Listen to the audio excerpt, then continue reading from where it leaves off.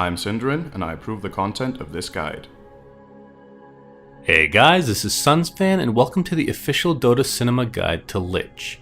If you aren't familiar with this hero, you may want to watch the introduction we did for him at the corresponding link. syndereN and I also created a gameplay walkthrough of Neil using our guide in a game of his own.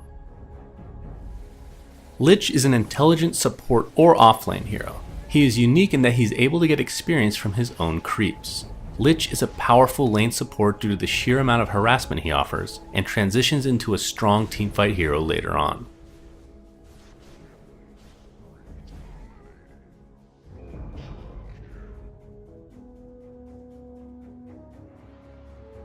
When skilling Lich, you always want to adjust your build according to the game.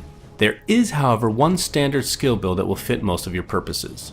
Normally you want to take Sacrifice at level 1, so you can either give your mid or offlane a small advantage by denying one of their creeps. The level 2 should be put into Frost Blast so you can start harassing. From here, max out Frost Blast by 7, while generally maxing Sacrifice second. This will allow you to sustain the mana required to harass effectively. You'll also want to level your ultimate at the standard levels 6, 11, and 16. This leaves Ice Armor for last, but keep in mind that you could always get a value point of it earlier. Lich is mainly played as a support hero, so you'll have to buy a lot of support items for your team. If you are, however, playing a solo offlane Lich, you might want to skip some of them. The majority of the purchases, however, will still stay the same. For starting items, you want to either buy Courier or Wards. Together with that, get yourself a Tango and Salve for basic regeneration, a Ring of Protection, and Branch. In the early game, the first thing you want to do is upgrade your team's Courier. The next items will be Boots together with Magic Wand. Remember to buy new wards as soon as your old ones are about to run out, and always carry a TP scroll so you can help your team out. Boots of choice for Lich are Tranquils. In some cases you could go for Treads for extra stats, but typically Tranquils give you the best bang for the buck. You'll get great passive regeneration as well as more movement speed overall, which will help you in your rotations. After this, try to save up for a mechanism if no one else on your team is going to purchase it. Other choices include a Force Staff as well as a Yule Scepter, which is a great alternative for escaping or chasing, but it is a little bit on the expensive side. But in the end, you're still a support hero who has an okay time farming, so remember to buy and place as many wards as possible. In the late game, you have a lot of choices and you should purchase according to your situation. A Scythe of Vice is great for disabling the enemy carry and boosts your survivability. An Aghanim Scepter will increase the potential damage of your ultimate by a lot as well as making you more tanky. In addition, it will remove the bounce limit from Chain Frost, which I think is a little bit overhyped, but in certain situations could be quite powerful. The reason it's not as good as advertised is because it's rare that you actually get full bounces on your ultimate, as it's quite easy for the enemy team to spread out. But if you have great teamfight synergy, it can still be considered a solid pickup. In addition to this, a Veil of Discord is an undervalued item that will increase the damage of your ultimate and Frost Blast by 25%. Another underrated item is Ghost Scepter. It offers you protection against an enemy carry and buys enough time for you to cast your ultimate. There are a few luxury items you can purchase as well, but if you're able to afford them, the game is probably over anyway. Boots of Travel will increase your mobility by a lot, plus if it's a base race kind of a game, you might be the best choice to go help defend while your team pushes. Vladimir's Offering is also a really cost-effective item for your team. In addition, a Shiva's Guard goes along well with the icy theme of the hero, which not only gives you style points, but the aura in particular is great against enemy carries.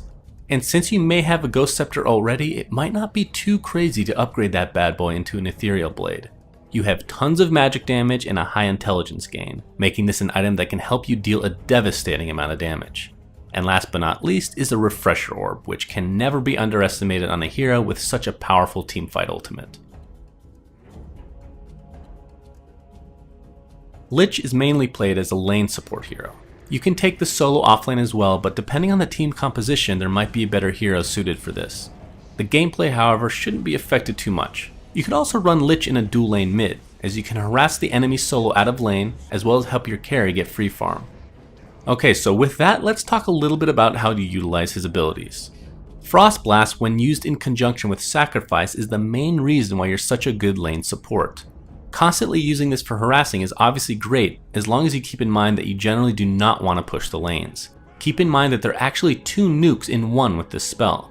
There's the initial nuke damage to the main target only, and then an additional small AoE spread afterward. the initial target will take both instances of damage. Of course, this spell doesn't only do damage, but slows both the movement speed and attack speed of enemies as well. This is why casting this on a carry early in a teamfight can be so helpful. Ice Armor isn't as effective early on, but will become really useful in the mid game. Try to keep it active on your carry as well as initiators. Remember to refresh it before a fight breaks out, since it can increase the survivability of your team by a lot.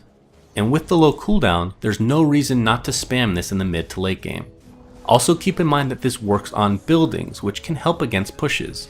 The debuff slows movement speed and attack speed by the same amount as Frost Blast, and will actually stack with it as well. This can provide quite a bit of slow in a short amount of time.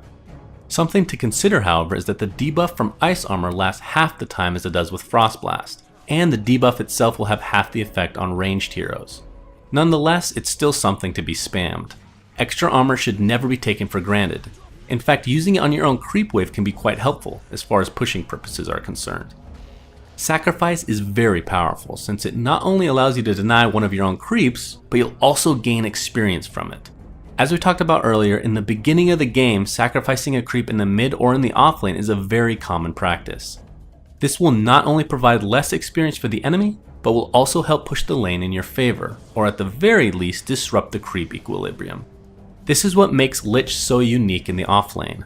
Unlike most heroes in that position who have a good escape mechanism, Lich relies on sacrifice to deny experience to the enemy and push the lane towards himself.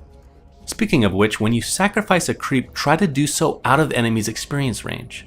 Unlike an older rendition of the spell, this doesn't actually deny them any experience, but will obviously do so if they're out of range. And then there's Lich's teamfight ultimate, Chain Frost. Although it deals a decent amount of damage either way, I would dare say it is probably the hardest ultimate to get its full effectiveness out of. In a perfect world, you wait for at least 2 targets to clump up so you can deal maximum damage. But in a lot of situations, using it to slow a single fleeing enemy may be worth it as well. I wouldn't equate this to a black hole or reverse polarity type ultimate that your team should rely on 100%, which is why you shouldn't reserve it for those special circumstances every time. Also remember that it bounces from creeps as well, so try to isolate your foes from them, unless a situation arises where you can actually use a creep to get an extra bounce on the enemy. And last but not least, in fact it may be the most important aspect of this spell, the first proc of Chain Frost will stun through magic immunity. This is something to always keep in mind as it seems to be prevalent time and time again.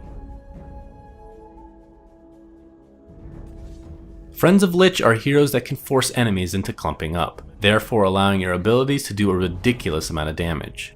Tusk, besides the icy theme, fits in really nicely since he can clump enemies up with his ice shards and keep them there with Sigil and Snowball. Enigma and Magnus are really good friends with Lich as well, since they can guarantee a deadly Chain Frost. Disruptor offers another deadly combination with his Kinetic Field and Static Storm. A special mention should go out to squishy hard carries like Anti-Mage, Faceless Void, and Spectre, who Lich can look after very effectively in the lane. Foes of Lich are heroes that can burn his mana, burst him down, have magic immunity, or just make him useless in other ways. Anti-Mage, although friends with Lich, is also one of your worst enemies as well. You might crush him early on in the laning stage, but he will stage his revenge later on by blinking on you and destroying you. As far as magic immunity is concerned, both Omni Knight and Juggernaut are really strong against you as well. Together with Healing Ward and Purification, they won't be bothered too much by you in the laning phase. Silencer, of course, is a foe of nearly any intelligence hero, as you rely heavily on casting spells, and if you can't do that, well, you're useless. A special mention should go out to Rubik, who can effectively use any of your spells. Just try not to give up Chain Frost.